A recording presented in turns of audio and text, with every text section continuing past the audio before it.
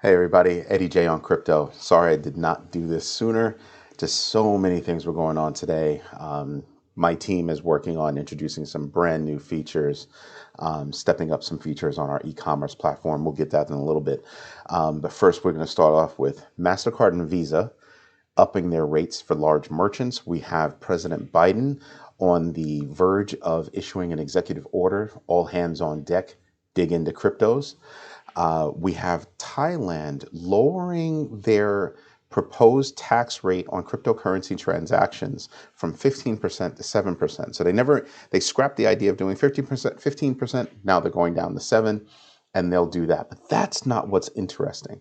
We're going to start talking about, are they really going to accept cryptocurrency payments from Russian tourists? That's interesting. We have India making big moves and having a really good head of steam toward implementing their own digital currency. It's kind of known as the digital rupee. So that's interesting. We also have Binance, which is saying, Mastercard and Visa are out. We're not going to accept any more transactions via Mastercard and Visa in Russia. And we're also not going to enable those transactions to be had within Russia if they're made outside of Russia. So those are the big ones that we're going to get into today, along with the numbers that are there, still bouncing between, but we'll get to that. So Mastercard and Visa want to up their rates to the large merchants that they have. Now, my company accepts credit cards. We don't accept a lot of credit card business. Most of the business that we do is, paid via ACH or other forms of transfer. Very rarely is it even checks. But if you're a large merchant and you're doing credit card transactions, think Costco, Sam's, name a store, name any kind of big store that you walk into where you do your shopping. ShopRite, just name stores, right? What's the definition of large? They haven't said. We do know that it's going to kick in next month. It's clearly going to have huge inflationary impacts. And so just with the amount of money that they make, just how much profit do they have to move forward? They make more money on data than they do on transaction fees. And they make a lot of money with data. Why? And you know what? I'm not even questioning why. I mean, yeah, every so often you're going to up your rates or whatever it is. I understand that. Now, energy prices going through the roof. Now is when you want to hit everybody with higher rates. So imagine they must have notified, for it to be going into effect next month, they must have notified those large merchants. But what about the smaller merchants? When is that going to happen? It's going to happen. You can feel it. You upped it there, you're going to up it down here. But truthfully, for a person like me that owns, an e-commerce platform, I'm sitting back and I'm going, thank you. Keep upping your rates. Good job. Because you're going to push people toward moving toward crypto even faster. That's what you're going to do. You're going to push people to moving toward crypto and cash faster. And if you're using cash, you're going to find that those are the same kind of people that are most likely going to start to get more comfortable using crypto. And if we're enabling merchants, so Rebel Reach is about to introduce, cryptocurrency transactions to our e-commerce platform. It'll happen by the end of March. And that'll make it easy for virtually any merchant out there to accept cryptocurrencies, to handle transactions in that way. So the question becomes, well, if you're going to up your rates over there, you're going to push people over here. I hope you have a crypto game. I hope you have a crypto game that's really, really strong, because merchants hate credit cards. It's a necessary evil. But that necessary evil is beginning to meet its match with cryptocurrencies. So I'm expecting that we're probably going to do well introducing. We still have normal credit card transactions. We've already integrated with, Authorize.net and PayPal. We're about to introduce Block at the same time we're introducing Block Square, introducing cryptocurrency. So by the end of March, that's when we're expecting. Wow. Wow, wow. Just guys, stop and think. Or people, sorry, ladies and gentlemen, stop and think about what kind of hit that's going to have. Because again, thinking about the large, quote unquote, large stores that are out there, I'm thinking those are stores where people normally shop at on a regular basis. You know, Costco's got to be a large store. Sam's has got to be a large store. Walmart, Target, ShopRite. Just there are tons of stores out there that you would consider to be large. And if they take a hit and they've got to up their prices, inflation's going to go nuts. So there's that.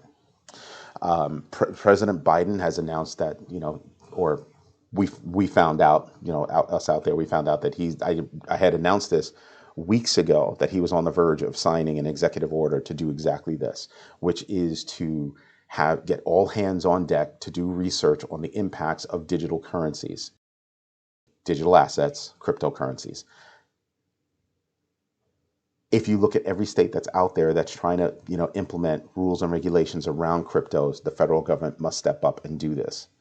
With so much positive momentum behind cryptocurrencies, and even the Fed chairman Powell saying, "Hey, look, listen, there's more than enough room to fit another currency." So you look at that and you go, okay.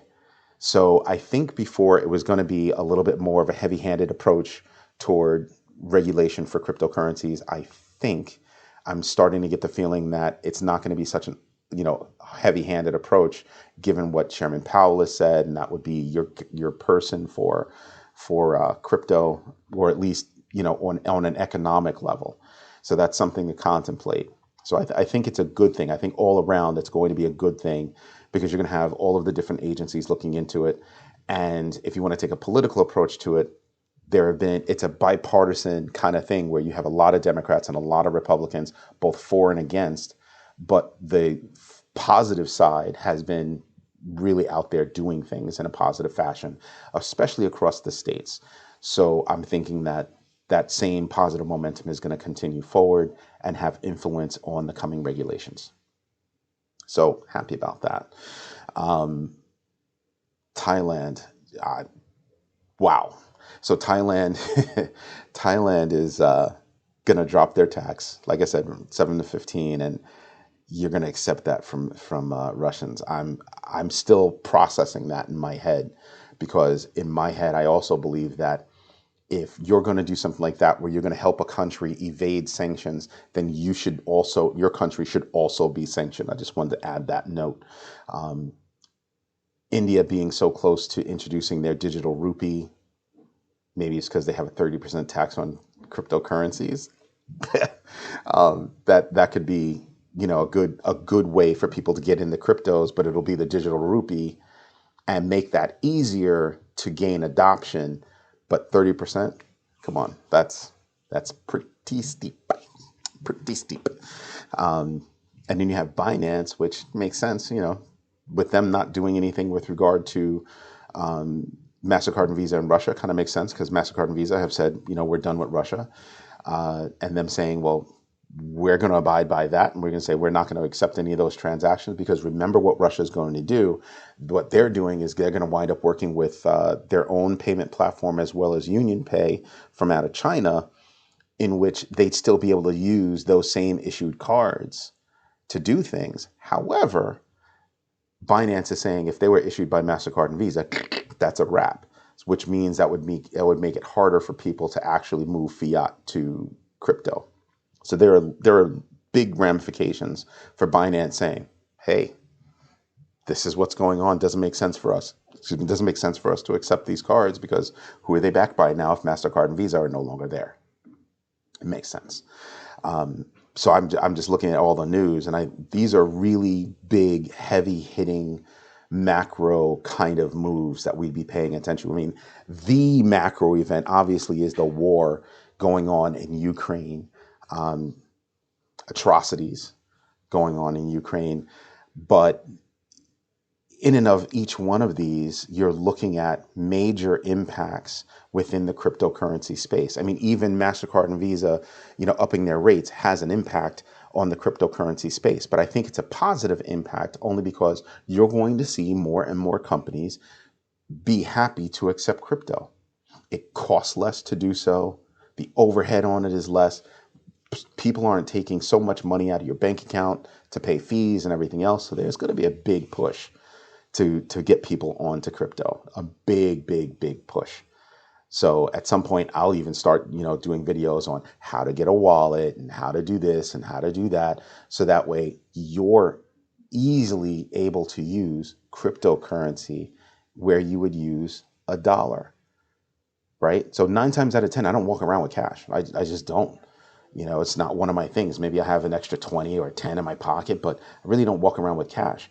But what I do is I use a debit card, which is just like cash, right?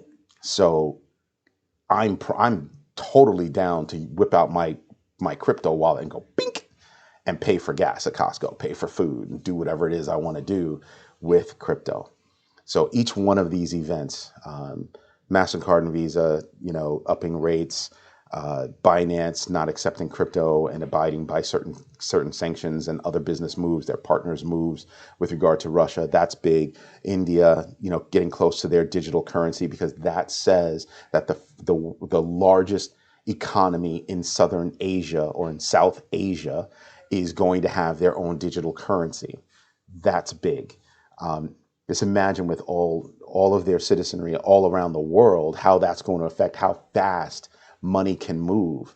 I mean, how many people from India are in the United States on H-1B visas that are getting paid in US dollars that would be able to flip that to rupee real fast and send it home and probably spend less money doing so. There are things that can happen that would push things. I also think that, crypto is also one of those things that make it easier to send money back home, as they say. So with each one of these things, we're looking at macro events that would have an impact on crypto going forward, whether it be positive, like most of the items I said today, or negative, like Thailand, contemplating accepting cryptocurrencies from Russian tourists.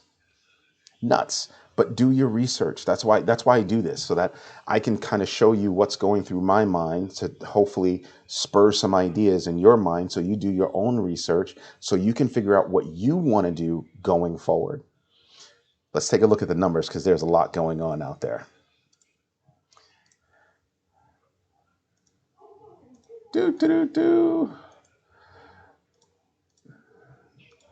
So the fear and greed index still at 22. I just refreshed the screen a little while ago, so don't need to get into that. But at 22, we're kind of hovering there. Kind of makes sense because, even Bitcoin has been hovering at a certain number, but I'm also looking at Bitcoin starting to inch up. It's high today. It's near its high at, I think it was 39,556, which is where you see me here. And that high way back here of 44 and change, well, obviously it's come down a bit, but I think it can go back up. I think it's possible for Bitcoin to actually bust through 40 right now. We'll see. Don't know. It also, just look at all the volume that's going on right now. So it's not based on a little bit of volume. It's based on big volume. So I think it's possible. But I think even with that, we're still bouncing within a certain range. When in doubt, zoom out.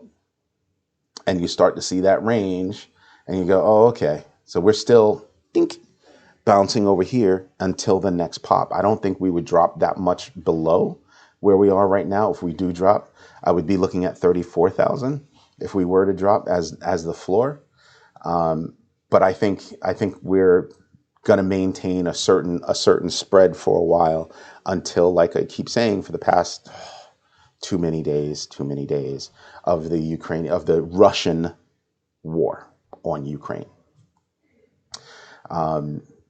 Big picture, you have, like I said, Bitcoin is up at 39, almost 5.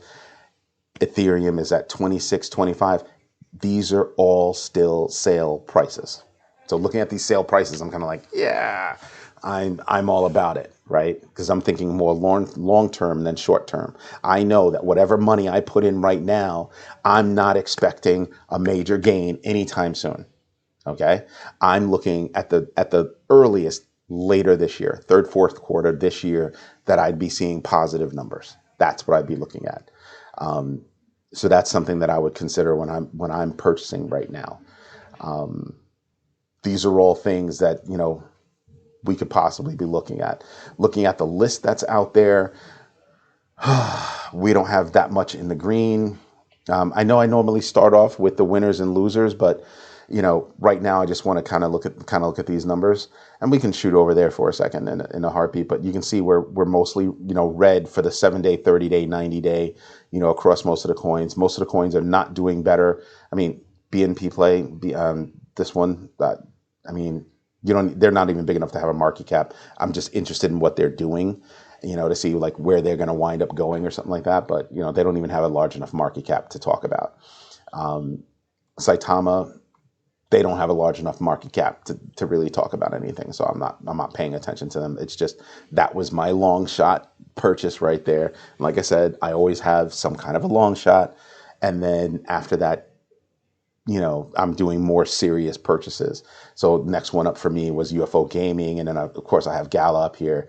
But none of them are doing spectacularly well, but I know that I'm not expecting them to do well right now. I know that they're going to take a hit, but I'm looking at the longer term, so short term to me actually is, second quarter, but really, long term to me is not third, fourth quarter. That's really still near term. Long term to me is like 3-4 years down the road. Where do I think my number is going to be? Right. And then I DCA, dollar cost average, a little bit in, little bit in, little bit in, little bit in, and I just decide which one I'm putting it into. But this is what I'm looking at, Do I have winners and losers up? Yes, I do. And then so obviously, losers, they say these are winners right now, but, Terra Luna, yeah, that's a big winner, up 14%. You're at $91. It's not that far away from 100. I'd be paying attention to that. That is huge. Just saying, pay attention. These, some of these things are on sale, but something like Terra Luna, you can wait for a quick pullback, but I think that one's just going to keep going, really, just because of, what it's meant to do. Do your research. Again, is there anything in the losers list that, catches my eye? Not really. There's nothing here that's really drawing my attention. Flux Anchor Protocol, yeah, whatever. Juno, MetaHero, yeah, nothing's really drawing my attention to something. Waves is only drawing my attention because I know it's, associated with Russia. So yeah, no, not buying into it at all. Not even thinking about it. Just happens to catch my eye. And it's, it's down 3%. So who cares about them? Looking at XMR, Mir, okay, whatever. Jewel, which is DeFi Kingdoms, that's something to pay attention to. It's up almost 20%. And, its quote right now is only 469. So if you're into DeFi Kingdoms, you might be feeling really good right about now at 18%. I'm not really into Zcash. Don't know really who they are. Monero, that's a big move from Monero. 25%. I know there are companies out there, people out there that are using Monero. I'm not an investor in it. I'm not a holder of Monero, but I know it's used a lot. Who else catches my eye?